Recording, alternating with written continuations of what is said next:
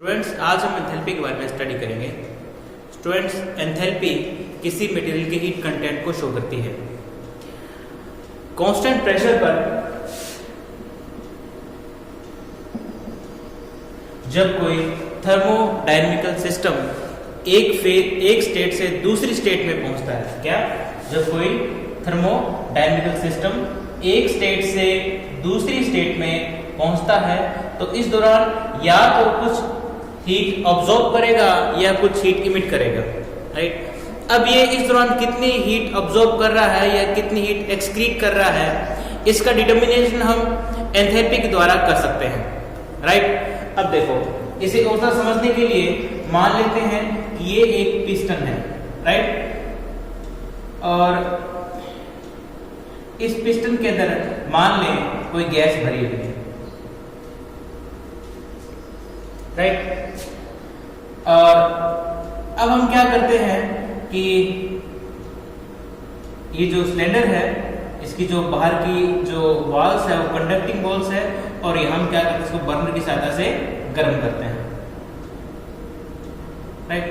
आज हम इसको गर्म करेंगे तो ये जो गैस है वो एक्सपेंड होगी, और एक्सपेंड होने के बाद में कुछ समय बाद में ये जो पिस्टन पहले यहां पर था अब यहां पहुंच जाएगा,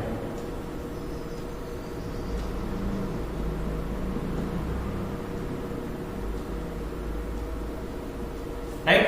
पहले यहां पर था सिस्टम, ये पिस्टन जो पहले यहां पर था अब ये यहां पर पहुंच गया।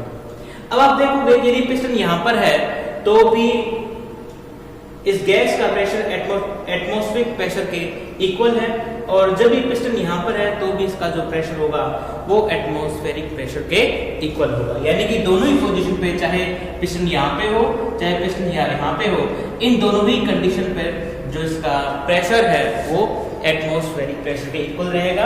यानी कि दोनों ही कंडीशन में जो प्रेशर है वो कांस्टेंट है, राइट। अब क्या कर रही है, ये जो गैस है कांस्टेंट प्रेशर पर कुछ हीट ऑब्जॉर्ब कर रही है, राइट। और इस कितनी हीट जो ऑब्जॉर्ब कर रही है इस दौरान, ये इसका डिटरमिनेशन हम एंथैल्पी की सहायता से ज्ञात कर सकते हैं, राइट। तो यहां पर इस सिस्टम को यहां से यहां तक पहुंचने में जितनी हीट की आवश्यकता होगी वो इस पोजीशन पर और इस पोजीशन पर, इन दोनों के बीच में जो एंथैल्पी का जो डिफरेंस होगा इसके इक्वल होगा, राइट। इसका मतलब ये है कि इस सिस्टम के द्वारा अब्सॉर्ब की गई हीट कंटेंट, अब्सॉर्ब किया गया हीट, आप इन दोनों पोजीशन के बीच की एंथैल्पी डिफरेंस को ज्ञात करके जान सकते हैं, राइट। अब दूसरा सिस्टम समझते हैं। अब देखो, हमारे पास एक पिस्टन है और इस पिस्टन के अंदर वो गैस भरी हुई है, और हम क्या करते हैं कि इस सिलेंडर को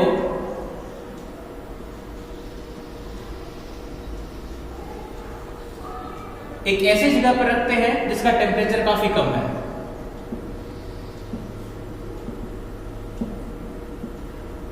अब चूंकि इस सिलेंडर का जो टेम्परेचर है वो कम हो चुका है, इसलिए जो गैस होगी इसका आयतन कुछ कम हो जाएगा, राइट। यानी इसका जो वॉल्यूम है वो पहले की तुलना में डिक्रीज हो जाएगा। क्यों? क्योंकि इस दौरान जो गैस का टेम्परेचर है वो भी कम हो रहा है। अब इस गैस का टेम्परेचर क्यों हुआ? सीधी सी बात है, क्योंकि इस गैस से टेम्परेचर इस सिलेंडर से होता हुआ बाहर के जो एनवायरनमेंट है, जो काफी कोल्ड एनवायरनमेंट है, इस तरफ चला गया। तो कहने का मतलब ये है कि इस गैस से इस बाहर वाले एनवायरनमेंट को कुछ हीट मिल रही है। कितनी मिल रही है?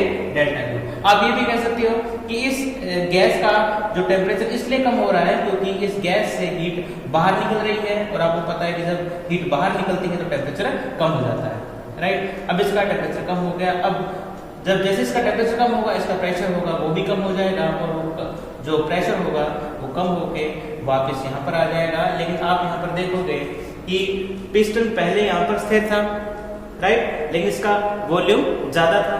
उसके बाद में क्या हुआ कि जैसे ही आपने इसको ठंडा किया या इसके बाहर ये कम टेम्परेचर का एनवायरनमेंट डाला तो ये जो पिस्टन है ये नीचे की तरफ चला गया, लेकिन यहाँ पर भी प्रेशर एटमॉस्फेरिक प्रेशर के इक्वल है, और जब पिस्टन यहाँ पर है, यहाँ पर भी इसका जो प्रेशर है वो एटमॉस्फेरिक प्रेशर के इक्वल है। दोनों ही कंडीशन पर जो प्रेशर है वो सेम है, लेकिन जो वॉल्यूम है वो डिक्रीज हो चुका है। पहले वॉल्यूम ज्यादा था, फिर वॉल्यूम कम हो गया। इसका मतलब ये है कि इस गैस पर एक्सटर्नल जो एनवायरनमेंट है उसके द्वारा कार्य किया जा रहा है, वर्क किया जा रहा है, और जिस कारण से इसका जो प्रेशर है वो तो इक्वल ही है, लेकिन जो वॉल्यूम है वो डिक्रीज हो गया, राइट।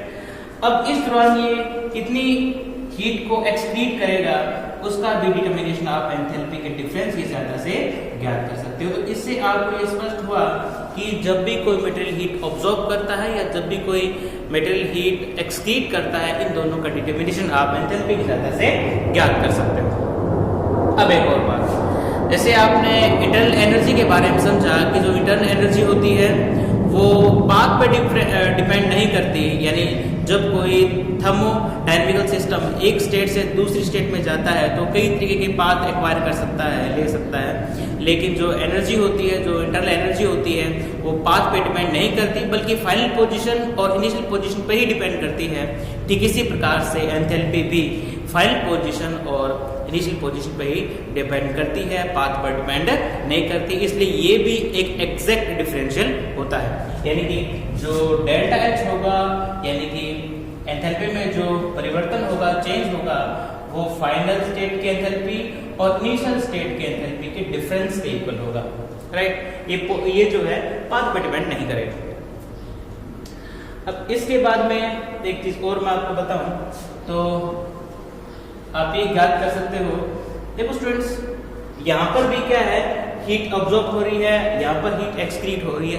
यदि मैं आपको पूछूं कि यदि कोई ऐसा सिस्टम है जो कि एडिबायोटिक है, एडिबायोटिक का मतलब क्या होता है कि ऐसे सिस्टम में न तो सिस्टम जो है बाहर से हीट ले सकता है और नई सिस्टम जो है बाहर को हीट दे सकता है, इसको हम बोलते हैं एडिबायोटिक सिस्टम।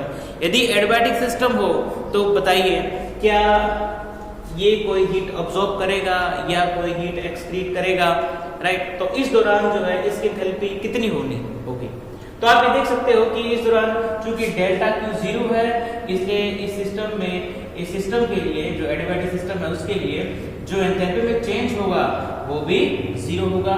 इसका मतलब क्या होगा कि फाइनल स्टेट की जो एंथैल्पी है और इनिशियल स्टेट की जो एंथैल्पी है वो दोनों इक्वल रहेंगे, राइट। अब ये तो हमने एंथैल्पी को मोटे तौर पर समझ लिया कि एंथैल्पी ये होती है। अब इसका फॉर्मूला क्या होता है स्टूडेंट्स? फॉर्मूला इसका इस तरीके से दिया जाता है, यहाँ पे लिखूं H is to U plus PV। H is to U plus PV ये एंथैल्पी का फॉर्मूला है। यहाँ पर H एंथैल्पी है, U जो है वो इंटरनल एनर्जी है, P प्रेशर है और V वॉल्यूम है, राइट। अगर यदि मान लेते हैं कि इस कंडीशन मान लेते हैं कि जो प्रेशर है गैस का वो P है, इसका जो V1 है, राइट। उसके बाद आपने गैस को गर्म किया, गर्म करने के बाद में जो है ये पिस्टन यहाँ पर पहुंच जाता है, गैस एक्सपेंड हो जाती है और इसका वॉल्यूम जो है इंक्रीज होके V2 हो जाता है। तो इस दौरान इन दोनों पोजीशन के बीच का जो एंथैल्पी डिफरेंस है इस प्रकार से आप याद कर सकते हो। फाइनल कितना है, जैसे मान लो U2 मान लेते हैं, क्योंकि इस गैस ने चूंकि बाहर से हीट लिया है, राइट, इसलिए इसका जो इंटरनल एनर्जी है वो बढ़ गया, और मान लेते हैं बढ़ के U2 हो गया, राइट। और इसका जो प्रेशर है P, आपको पता है प्रेशर इक्वल रहेगा क्योंकि इस पर जो प्रेशर है एटमॉस्फेरिक प्रेशर के इक्वल ही है, राइट। और ये हो गया V2। और इनिशियल कितना था, मान लेते हैं जब गैस ने किसी भी प्रकार की हीट ऑब्जॉर्ब नहीं की थी, उस केस में इसका जो इंटरनल एनर्जी था वो U1 था, राइट। और उसका जो प्रेशर था वो P, आपको पता है ये इक्वल रहेगा, राइट। और इसका जो वॉल्यूम है वो V1, राइट। तो इस डेल्टा एच जो है आप ऐसे ज्ञात कर सकते हो, U2 माइनस U1, राइट, और plus P V2 minus V1, right. इसको मैं यदि और ज्यादा सिंपल करना चाहूं तो इस प्रकार से हो जाएगा, ये आपका हो जाएगा डिफरेंस इन इंटरनल एनर्जी और ये प्रेशर, और ये आपका हो जाएगा डिफरेंस इन वॉल्यूम, राइट। तो ये है कि जब कोई स्टेट, कोई थर्मोडायनामिकल सिस्टम एक स्टेट से दूसरी स्टेट में कांस्टेंट प्रेशर पर जाता है तो उसका एंथैल्पी चेंज किस प्रकार का होता है, आप इस फॉर्मूले के द्वारा जान सकते हैं। तो स्टूडेंट्स, इस वीडियो लेक्चर में मैंने आपको एंथैल्पी के बारे में कुछ चीज़ें बताई। मुझे पूरी उम्मीद है कि आपको चीज़ समझ में आई।